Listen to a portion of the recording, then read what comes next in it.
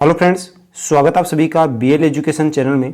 दोस्तों, आज की इस वीडियो में हम बात करेंगे भारतीय मृदाओं के बारे में कि भारत में कौन कौन सी मृदाएं पाई जाती है, उन मृदाओं का निर्माण किस प्रकार से हुआ, ये मृदाएं भारत के कौन कौन से क्षेत्र में किस कलर की या किस प्रकार की मृदाएं पाई जाती है। फ्रेंड्स, मृदाओं से संबंधित एक क्वेश्चन एग्जाम में डेफिनेट पूछा जाता है, इसी को ध्यान में रखते हुए वीडियो बनाया गया है, तो आप वीडियो को लास्ट तक जरूर देखते रहिए। चलिए आज का वीडियो शुरू करते हैं।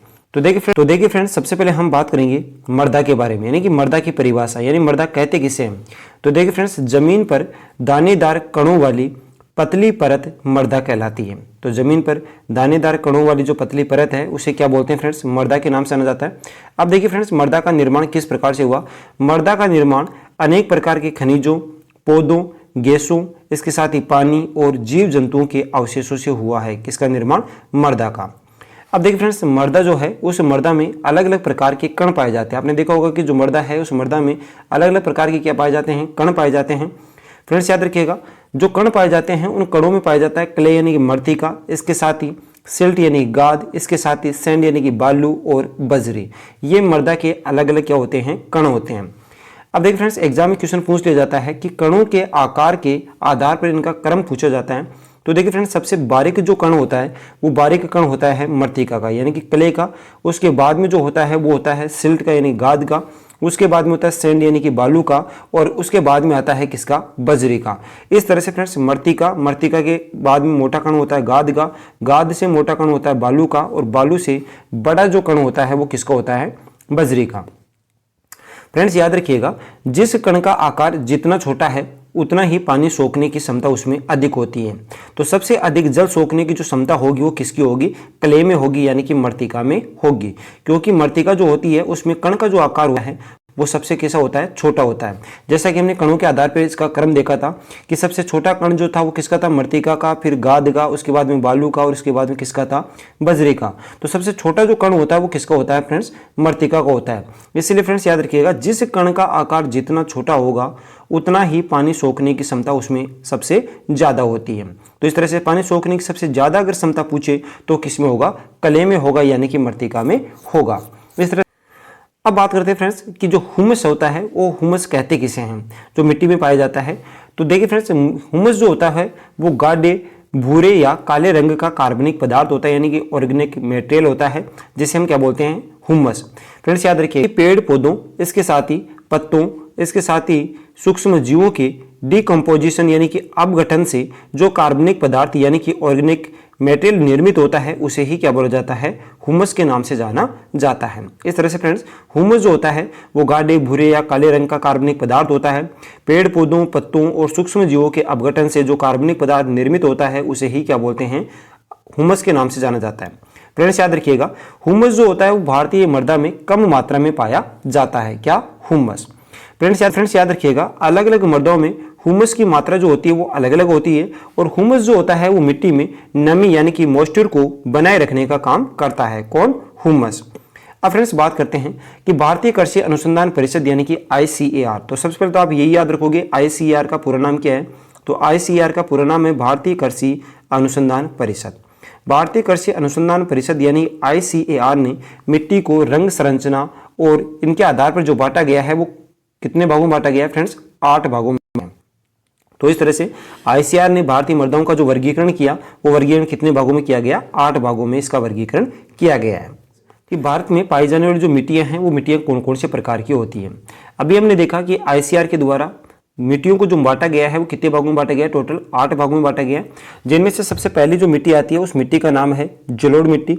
जलोढ़ मिट्टी के बाद में काली मिट्टी, काली मिट्टी के बाद में लाल एवं पीली मिट्टी, उसके साथ ही लेटेराइट मिट्टी, शुष्क मिट्टी, लवणी मिट्टी, पिटमय मिट्टी और वन मिट्टी। इस तरह से भारतीय मृदाओं का जो वर्गीकरण किया गया है वो वर्गीकरण किया गया है टोटल कितने भागों में?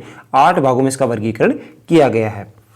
अब यहाँ पे मिट्टी आप देख सकते हो मानचित्र में कि मिट्टियाँ कौन कौन सी कहाँ पाई जाती है।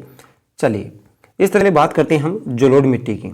देखिए फ्रेंड्स, जलोढ़ मिट्टी को दोमट मिट्टी या फिर क्या बोला जाता है, कच्छारी मिट्टी के नाम से भी जाना जाता है। कौन सी मिट्टी को? जलोढ़ मिट्टी को।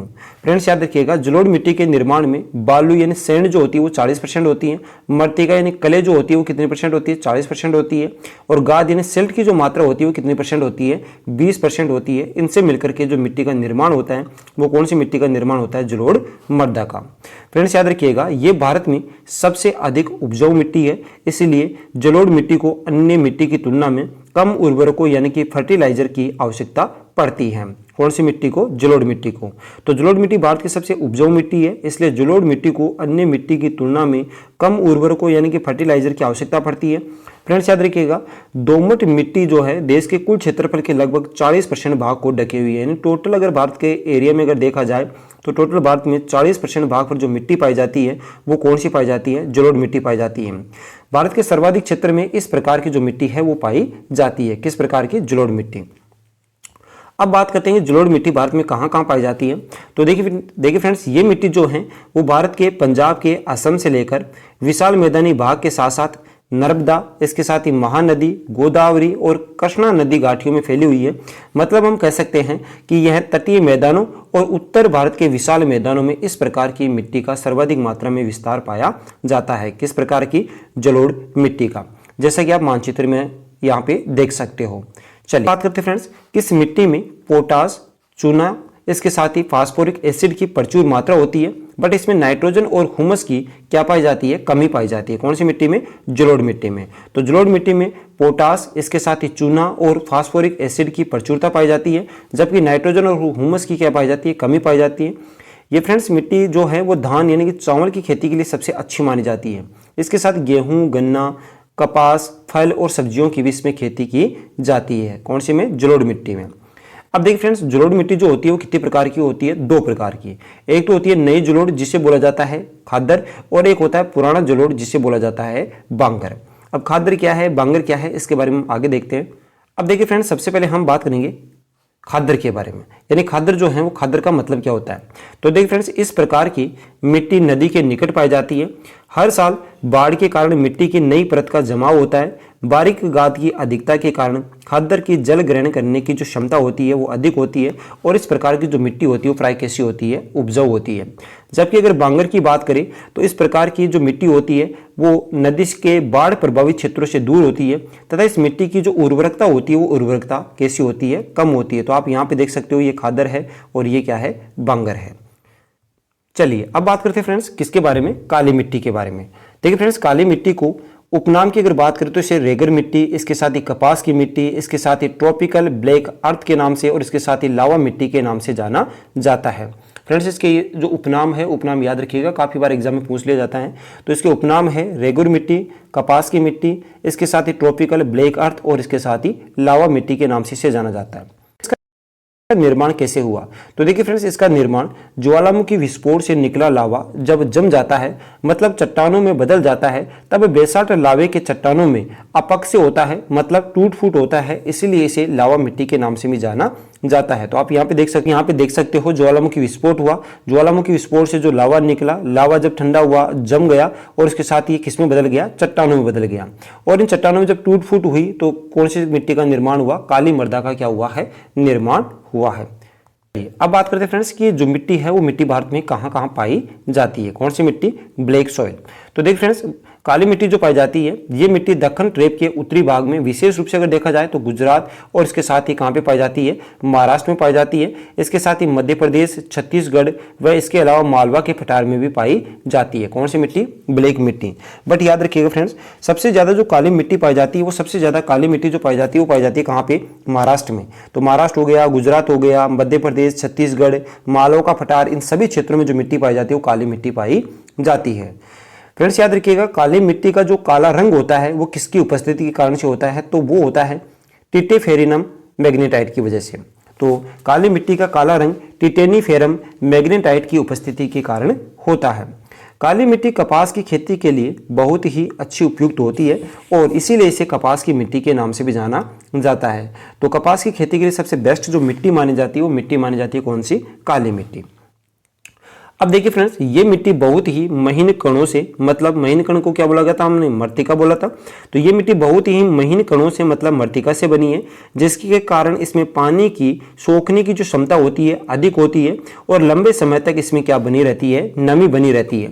इसीलिए काली मृदा को सिंचाई की जो आवश्यकता पड़ती है वो आवश्यकता कैसी पड़ती है, कम पड़ती है।